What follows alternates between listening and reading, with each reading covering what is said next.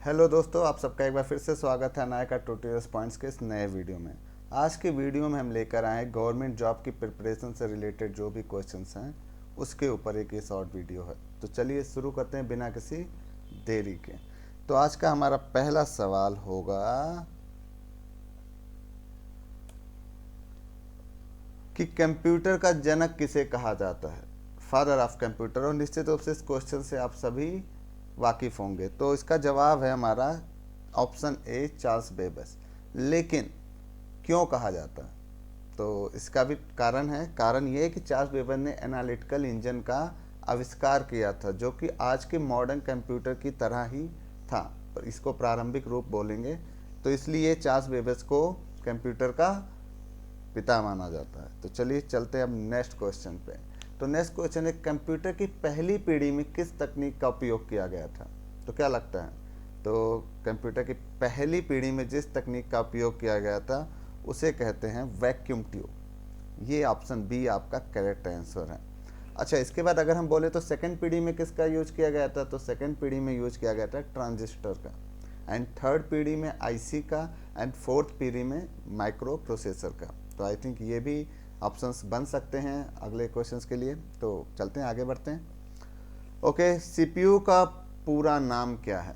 तो निश्चित रूप से बहुत लोग जानते होंगे, इसका जवाब कमेंट में भी देख के बताइए। Central processing unit. तो ऑप्शन बी बिल्कुल करेक्ट आंसर है। अच्छा, सीपीयू करता क्या है, क्यों इसका नाम सेंट्रल प्रोसेसिंग यूनिट है, वो भी देख लीजिए यहाँ पर। यह कंप्यूटर का मस्तिष्क होता है जो सभी गणनाएं और प्रोसेस करता है। कैसे करता है, ये देखिए, बीच में इनपुट और आउटपुट डिवाइस के बीच में होता है सीपीयू, जिसमें दो भाग होते हैं, कंट्रोल यूनिट और एएलयू, और साथ में होता है मेमोरी। कंट्रोल यूनिट सीयू का फुल फॉर्म होता है एएलयू, अर्थमेटिकल लॉजिकल यूनिट, क्योंकि सीपीयू ही सारे मैथमेटिकल और लॉजिकल प्रॉब्लम्स को सॉल्व करता है, राइट। तो ये सवाल भी बन सकता है। चलिए आगे बढ़ते हैं। नेक्स्ट सवाल, इनमें से कौन सा इनपुट डिवाइस नहीं है। तो भाई कीबोर्ड की बात करें तो कीबोर्ड से हम कमांड देते हैं। इनपुट डिवाइस मीन्स क्या होता है, जिसकी मदद से हम कोई डेटा इन कराएं या कमांड दें। तो कीबोर्ड से तो हम कमांड देते हैं, तो इनपुट हो गया।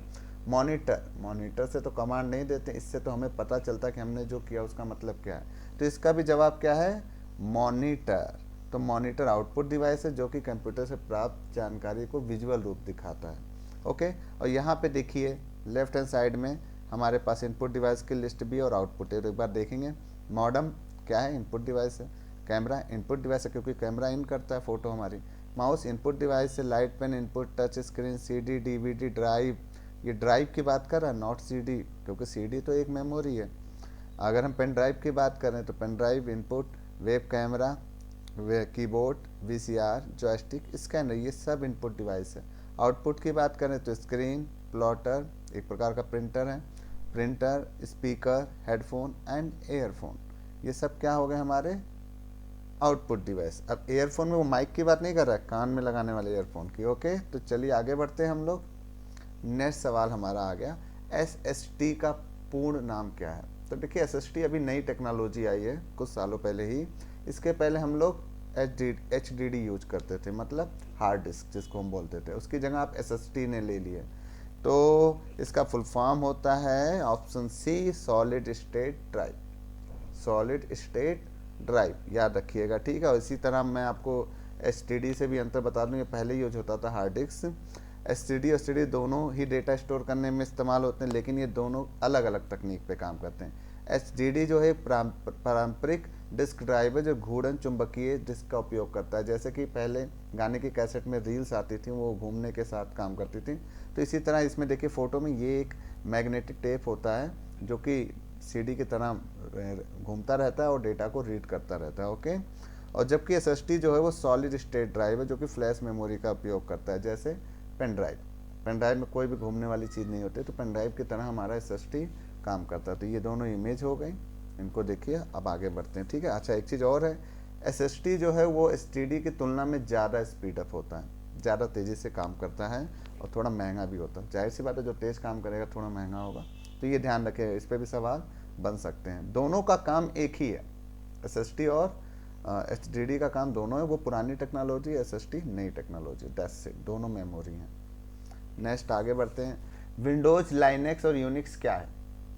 तो नाम से पता चल रहा है विंडोज़, लाइनक्स, यूनिक्स तीनों ही क्या है हमारे ऑपरेटिंग सिस्टम है। ऑप्शन सी बिल्कुल करेक्ट सवाल है। यहाँ पे ध्यान से देखिए, ऑपरेटिंग सिस्टम अगर कोई पूछे क्या होता है तो ये हार्डवेयर और यूजर के बीच का इंटरफेस होता है एक प्रकार से। ओके, चलिए आगे बढ़ते हैं। तो ये क्या है, ऑपरेटिंग सिस्टम जो कंप्यूटर के उपयोगकर्ता के निर्देशों का पालन करने के योग्य बनाता है। ओके, आगे MS वर्ड किस प्रकार का सॉफ्टवेयर है? तो देखिए, इसका आंसर बताने से पहले मैं आपको एक चीज़ बता दूं। MS ऑफिस एक सॉफ्टवेयर है जिसके अंदर कई सारे सॉफ्टवेयर आते हैं। उसमें मुख्यतः 3 सॉफ्टवेयर जो हम लोग को पढ़ना ही पड़ता है, जैसे MS Word, Excel, PowerPoint. Okay, तो उसी में से एक MS वर्ड है। किस प्रकार का सॉफ्टवेयर है? ये एक वर्ड प्रोसेसिंग सॉफ्टवेयर है। इसको टेक्स्ट एडिटर भी बोला जा सकता है और वर्ड प्रोसेसिंग बोला जा सकता है। तो ऑप्शन बी बिल्कुल करेक्ट सवाल है कि MS word word processing software है, क्योंकि इसका उपयोग दस्तावेज को लिखने और संपादित करने के लिए किया जाता है।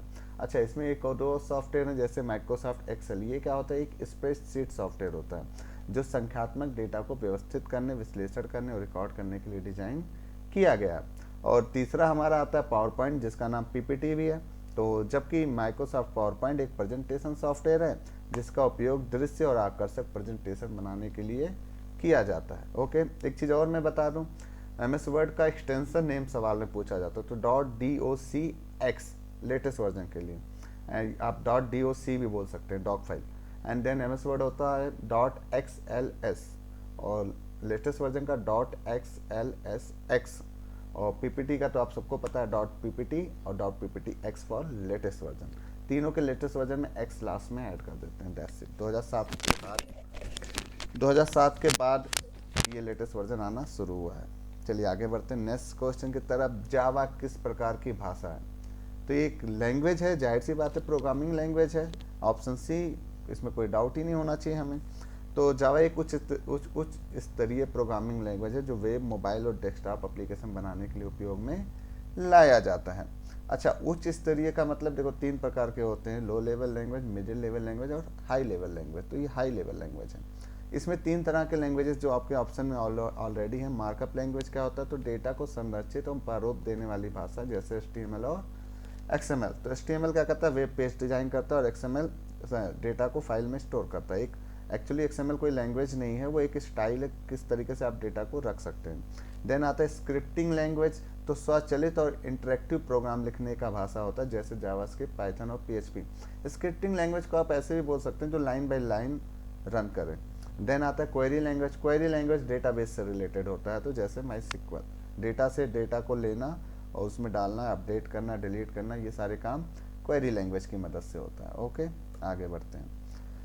इंटरनेट से जुड़े कंप्यूटरों का समूह क्या कहलाता है? तो जो भी आपस में जुड़े उनको नेटवर्क कहते हैं। तो इसका जवाब ए होगा निश्चित रूप से। अच्छा, नेटवर्क के बारे में देखिए, यहाँ पे कुछ डिवाइसेस के नाम है कि फायरवेल क्या होता है। फायरवेल एक प्रकार का प्रोग्राम होता है जो कंप्यूटर के अंदर होता है, जो कि सिक्योरिटी गार्ड की तरह काम करता है कि डेटा हमारे कंप्यूटर में आ रहा जा रहा तो सेफली आया जाए।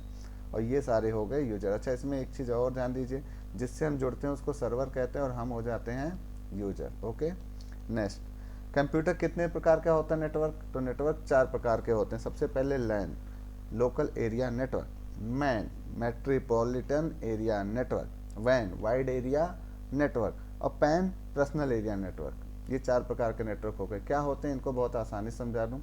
देखिए, लैन मतलब छोटा एरिया का नेटवर्क। अपने घर में, ऑफिस में आपने एक नेटवर्क बना रखा है डेटा शेयरिंग के लिए, डेट हो गया लैन। फिर आता है हमारा मैन, मेट्रोपॉलिटन मतलब कि एक शहर के अंदर हमने एक नेटवर्क बना सका है नेटवर्क के रूप में, तो वो हो गया हमारा मैन। देन आता है वाइड एरिया नेटवर्क, पूरी दुनिया में जो हमने नेटवर्क बना रखा है वाइड एरिया नेटवर्क हो गया। And pan, personal area network, जैसे हम ब्लूटूथ से डेटा शेयरिंग करते हैं ना। इसको याद करने का एक आसान तरीका बताता हूँ, बहुत ही आसान। जैसे आपके घर में एक पानी पीने का आपने डिस्पेंसरी लगा रखा है, तो वहाँ से गए हम लोग डिस्पेंसर लगा रखा है जिससे हम लोग पानी ले रहे हैं, राइट। या मग रखा हुआ, मग से हम लोग पानी, तो वो पर्सनल हो गया कि पर्सनली यूज कर सकते हैं, राइट। फिर हम बात करते हैं पानी की टंकी रखी हुई है। अब वो एक बिल्डिंग है, पानी की टंकी रखी है जिसको सभी एक्सेस कर रहे हैं, वो हमारा क्या होगा? लैन, लोकल एरिया नेटवर्क। अब हम बात करें गवर्नमेंट की जो पानी की टंकी है उसको पूरा शहर यूज कर रहा, तो वो हो गया हमारा क्या? मैन एरिया नेटवर्क, सभी लोग उससे जुड़े हुए हैं, राइट।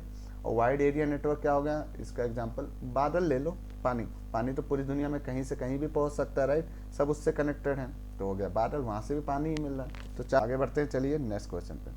तो आज का लास्ट क्वेश्चन होगा ये, यूआरएल का पूर्ण रूप क्या है। तो यूआरएल का पूर्ण रूप क्या है, इसका जवाब दीजिए। तो इसका जवाब है ए यूनिफॉर्म रिसोर्स लोकेटर। मतलब कि क्या है, इसको ध्यान से देखो। एक यूनिफॉर्म मतलब एक ऐसी आईडी जो कि यूनिक हो, और रिसोर्सेज को ढूंढने के लिए, लोकेट करने के लिए, किसी भी रिसोर्स को लोकेट करने के लिए एक यूनिक आईडी, जिसको हम लोग यूआरएल भी बोलते हैं। यूआरएल के टुकड़े की बात कर लो तो देखो, आगे वाले को बोलते हैं हम लोग प्रोटोकॉल, और नेक्स्ट पूरे को बोलते हैं डोमेन नेम। क्लियर है। तो आई होप आप लोगों को पूरा समझ में आ गया होगा। और आगे अगर आपको वीडियो पसंद आई हो, क्वेश्चंस अच्छे रहे हो, काम के रहे हो, तो प्लीज़ कमेंट कीजिए ताकि मैं और वीडियो बनाऊँ। Thank you so much.